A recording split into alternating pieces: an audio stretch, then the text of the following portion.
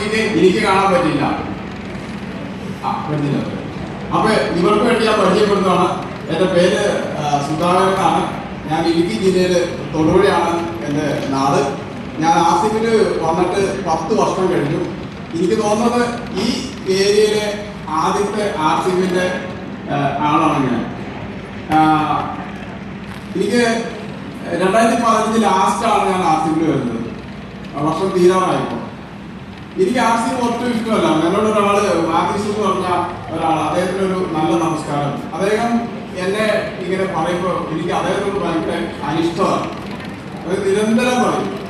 ഞാൻ കുറച്ച് direct sending ഒക്കെ ചെയ്തുകൊണ്ട് അതിൽ കുറച്ച് മോശം അനുഭവങ്ങൾ ഉണ്ടായിട്ടുള്ളതുകൊണ്ട് എനിക്ക് ഇത് ഇഷ്ടമല്ല ഈ ബിസിനസ്.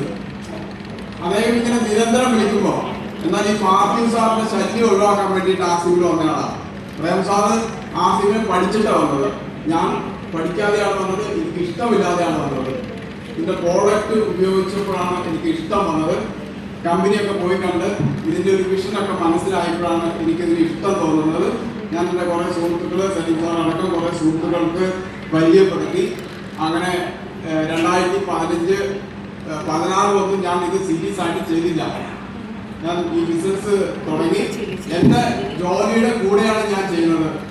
അത് ഇവിടെ ഇരിക്കുന്ന വിനോദ് സാറിന് കറക്റ്റായിട്ട് അറിയാം. ഞാനിത് പാർട്ട് ടൈം ആണ് ചെയ്തത്. എങ്ങനെയാണ് പാർട്ട് ടൈം ചെയ്തത്?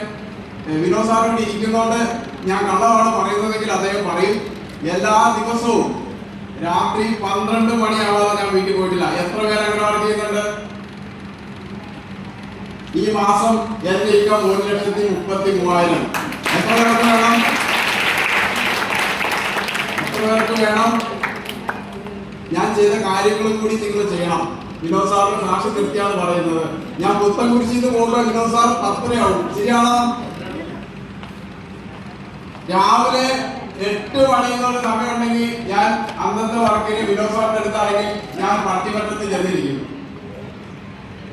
ആളവിടെ ഇരിക്കുവാണ്. അപ്പൊ എനിക്ക് എന്റെ വർക്ക് കഴിഞ്ഞിട്ട് 5 മണിയോ 6 മണിയോ കഴിഞ്ഞിട്ട് ഞാൻ എല്ലാ ദിവസവും നൈറ്റ് വർക്ക് ചെയ്യാൻ പോകും. ഞാൻ പഠിച്ചൊരു ചെറിയ സാമ്പത്തിക ശാസ്ത്രമുണ്ട് പ്രേം സാറേ. ഒരാൾ സാമ്പത്തികമായിട്ട് സെറ്റ് അല്ലെങ്കിൽ ഞാൻ ഈ ബിസിനസ്സിൽ വരുമ്പോൾ വലിയ ഒരു സാമ്പത്തിക ബാധ്യത. തൊടുപുഴ ടൗണിൽ ഉണ്ടായിരുന്ന വീട് പോയി, കാറ് പോയി, എല്ലാം പോയി. ഞാൻ സീറോയിലായിരുന്നു.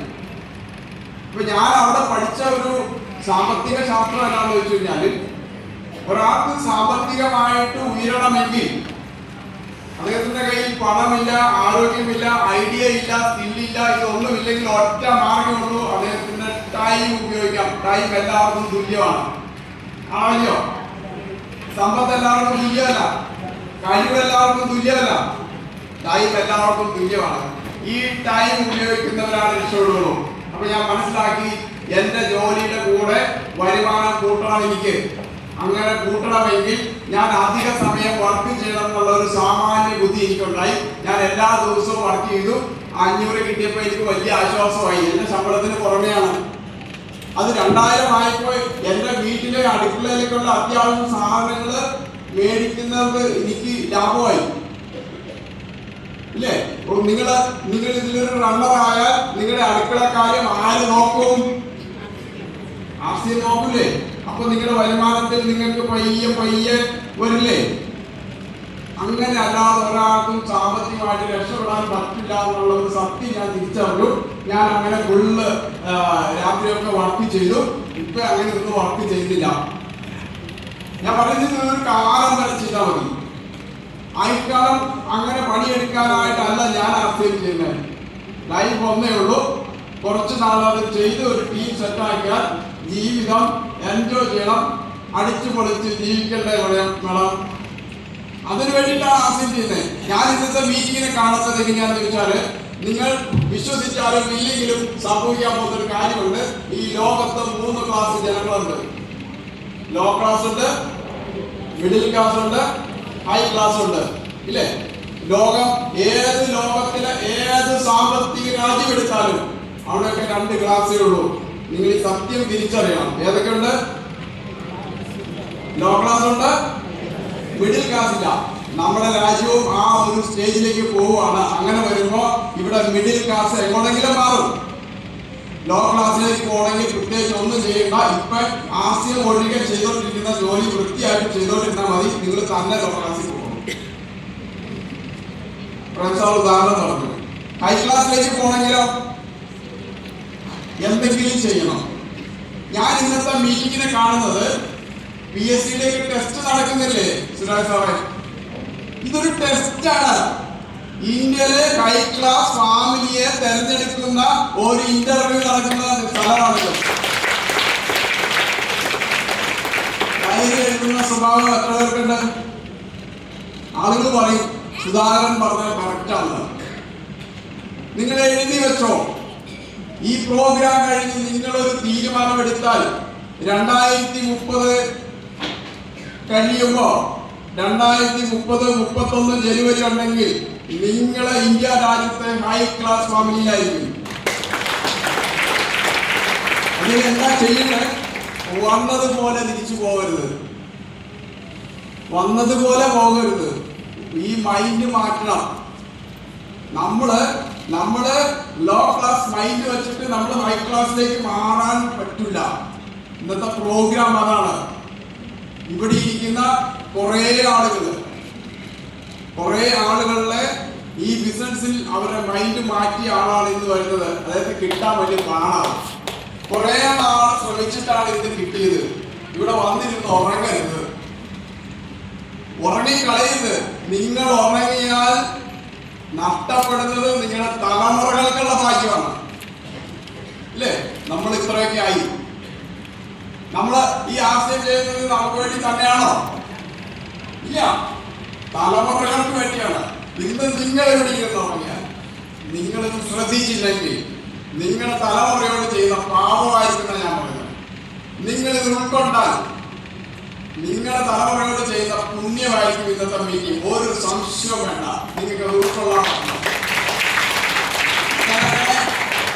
ഒരു 2-3 വർഷം പാർട്ട് ടൈം ചെയ്തു.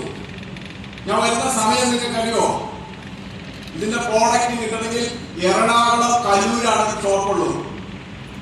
ഞാൻ വരുന്ന സമയത്ത് ആസിമിൽ 350 പ്രോഡക്റ്റേ ഉള്ളൂ. അങ്ങനെയാണെങ്കിൽ ആസിം ചെയ്ത എത്ര പേരുണ്ട്? പ്രോഡക്റ്റ് എടുക്കണമെങ്കിൽ എറണാകുളത്ത് പോകണം. 350 പ്രോഡക്റ്റേ ഉള്ളൂ. നിങ്ങൾ എത്ര പേര് ചെയ്യും? ഞാൻ ചെയ്തതിന്റെ ഒരു കാരണം, എന്റെ ജീവിതത്തിൽ ഒരു വലിയ പാഠമുണ്ട്. നാട്ടിലെ ജനങ്ങൾ എന്ത് പറയുന്നോ അതിന്റെ ഓപ്പോസിറ്റ് സംഭവിക്കും. ഇല്ലേ? നിങ്ങളൊരു കാര്യം ചെയ്യൂ. നിങ്ങൾ എഞ്ചിനീയറിംഗ് കഴിഞ്ഞിട്ട് ഒരു ഓട്ടോറിക്ഷ എടുത്ത് ഓടിക്ക്. ഇവിടുത്തെ യൂട്യൂബർമാരെല്ലാം എടുത്തിട്ടും അവനെ കണ്ടു പഠിക്ക്, അവൻ മിടുക്കനാണ്, അല്ലേ? അങ്ങനത്തെ പണി ചെയ്താൽ എല്ലാവരും വലിയ സപ്പോർട്ട് ചെയ്യും. ആർക്കും ചെയ്യണമെന്ന് നിങ്ങൾ നാട്ടിൽ പറഞ്ഞു നോക്കിക്ക്. ആരെങ്കിലും സപ്പോർട്ട് ചെയ്യോ? ഈ ഒരു മന്ത്രം നിങ്ങൾ മനസ്സിലാക്കണം. പൊതുജനം അവരെന്താണോ പറയുന്നത് അതിന്റെ ഓപ്പോസിറ്റ് സംഭവിക്കും. അങ്ങനെ എന്റെ ജീവിതത്തിൽ സംഭവിച്ചു. ഇവിടെ ഇരിക്കുന്ന ഈ ഫ്രണ്ടിൽ ഇരിക്കുന്ന എല്ലാവരുടെയും ജീവിതത്തിൽ സംഭവിച്ചു. അതുകൊണ്ട് ആളുകളൊന്നും പറയുന്നത് കേട്ടിട്ട് പേടിച്ച് ഒന്നും പോകരുത്. അവര് നല്ലതാന്ന് പറഞ്ഞാൽ അത് മോശമായിരിക്കും. അവര് നടക്കില്ല എന്ന് പറഞ്ഞാൽ അത് നടക്കും. അങ്ങനെ ഞാനൊരു 2016 ലാസ്റ്റാണ് ഇത് ഇൻകം പ്ലാൻ പഠിക്കുന്നത്. എനിക്കിത് ഇഷ്ടമല്ലായിരുന്നു. ഇൻകം പ്ലാൻ പഠിച്ചു, മീറ്റിംഗ് കണ്ടു. ഞാൻ ആദ്യം ഏറ്റെടുത്തതിന്റെ കാരണം നന്ദു കിറ്റ്സ് ഉപയോഗിച്ചു റിസൾട്ട് കിട്ടിയതാണ്. ഇതിലേക്ക് വരാനൊരു നിമിത്തം ആസ്വമാരിതാണ്. പക്ഷെ ഞാൻ ഇതിനെ ഒരു ഫുൾ ടൈം ബിസിനസ് ആയിട്ട് ഏറ്റെടുത്തത് TCG എന്ന് പറഞ്ഞ മനുഷ്യന്റെ അദ്ദേഹത്തിന്റെ വിഷൻ എനിക്ക് മനസ്സിലായതുകൊണ്ടാണ്. ഞാൻ ആസിന്റെ പ്രോഡക്റ്റ് കണ്ടിട്ടല്ല ആസിൽ വന്നത്, അദ്ദേഹത്തിന്റെ വിഷനാണ്. നോക്കൂ, ഗൾഫിലൊക്കെ സ്റ്റാർട്ട് ചെയ്യാൻ പോവാണ്. 2030 ആകുമ്പോഴേക്കും ആസിം ഏതെല്ലാം രാജ്യങ്ങളിൽ വരും. ഇന്ത്യയിലെ 4% ആളുകൾ ചെയ്യുമ്പോഴാണ് നമ്മൾ ഇവിടെ സംസാരിക്കുന്നത്. ഇന്ത്യയിലെ 10% ആളുകൾ സംസാരിച്ചാൽ നിങ്ങൾ ആരായിരിക്കും? കാണാൻ പറ്റുന്നുണ്ടോ?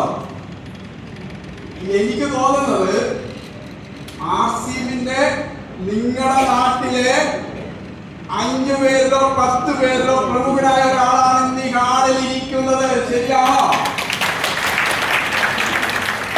അങ്ങനെയാണെങ്കിൽ ആശയം വളരുമോ? ആ ഒരു വിഷൻ മനസ്സിലാക്കി ഞാൻ ഫുൾ ടൈം ഏറ്റെടുത്തു. ഞാൻ ചെയ്തുകൊണ്ടിരുന്ന പരിപാടി വേണ്ടാന്ന് വെച്ചു. 2016 ലാസ്റ്റ് ആണ് ഞാൻ ഇതിന്റെ ബിസിനസ് ആയിട്ട് എടുക്കുന്നത്. 2018 ഞാൻ ടെക്നിക്കൽ അച്ചീവറായി. ഇപ്പൊ എമറാൾഡായി. കേരളത്തിലൊരു 10-20 ആളുകൾ ഞാൻ ഒരു മീറ്റിംഗ് വരുമ്പോ ഏറ്റവും ഭാഗ്യമായിരുന്നിരുന്നത്. ഒത്തിരി കഴിവുള്ള ആളുകളൊക്കെ ഞാൻ ബിസിനസ്സിൽ കൊണ്ടുവന്നു. കഴിവ് മാത്രമൊന്നും അല്ല ഇതിന്റെ അടിസ്ഥാനം. ഈ ബിസിനസ് എനിക്ക് ചെയ്യണം, എന്റെ ഫാമിലി സുരക്ഷിതമാകണം, എന്റെ കൂടെ വരുന്നവർ സുരക്ഷിതരാകണം എന്നൊരു ബോധം വേണം. അങ്ങനെ അതിനൊക്കെ ഒരു തീരുമാനം എടുക്കണമെങ്കിൽ ഇങ്ങനത്തെ മീറ്റിംഗിൽ വരണം, ആളുകളുടെ വിജയിച്ച ആളുകളുടെ എക്സ്പീരിയൻസ് കേൾക്കണം, കുറച്ച് കാര്യങ്ങളൊക്കെ നമ്മൾ പഠിക്കണം. ഞാൻ അങ്ങനെ എന്റെ വീട് പോയപ്പോഴാണ് ആസിമിൽ വരുന്നത്. ഈ എന്നോടാണ് ആളുകൾ വന്നിട്ട് പരാതി പറയുന്നത്, സാറേ സമയമില്ല സാറേ, പൈസ ഇല്ല സാറേ. ഞാൻ അനുഭവിക്കാത്ത ബുദ്ധിമുട്ട് അനുഭവിച്ച ഒരാളും ഇവിടെ ഇരിപ്പില്ല.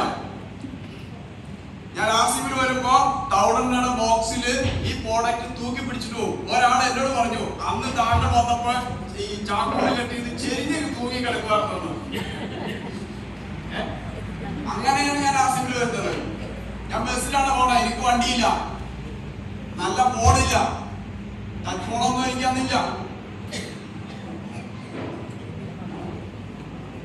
20 വർഷം വാടകയ്ക്ക് താമസിക്കാൻ.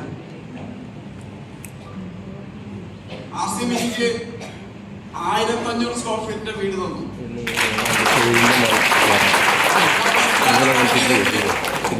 ഞാൻ ഇന്ന് ബസ്സിലാണ് തുടങ്ങിയതെങ്കിൽ ഇന്ന് 2 കാറുണ്ട്. തീരെ മോശമൊന്നുമല്ല. ഒന്ന് ഓക്സ്വാഗൺ, ഒന്ന് സ്കോഡ.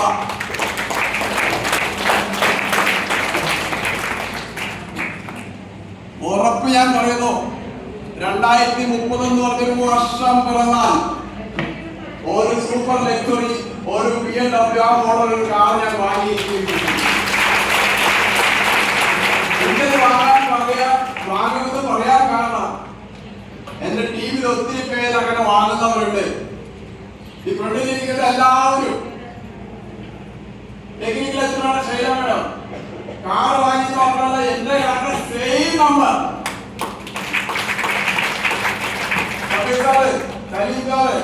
എല്ലാവരും കാർ ചേഞ്ച് ആയിക്കൊണ്ടിരിക്കുകയാണ്.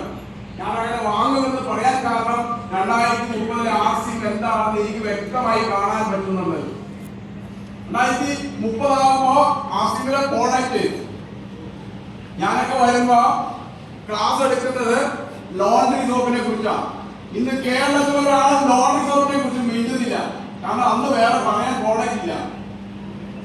2030 മാജിക് പ്രോഡക്റ്റ് വരും. ജനങ്ങള് നിങ്ങളുടെ വീട്ടിൽ ഇപ്പൊ ഒരു റിവൈവൽ കിറ്റ് വന്നിട്ടുണ്ട്. എന്താണ് ഡിമാൻഡ്? 3 ആഴ്ച കൊണ്ടും മോട്ടോർ തലയിൽ കുടിയുണ്ടാവുക ഇല്ലേ? കടയിൽ വരുമ്പോ ഗീതാമരത്തിന്റെ കടയിലൊക്കെ ആ പ്രോഡക്റ്റ് വന്നാൽ ആ സമയം തീരുവാണ്.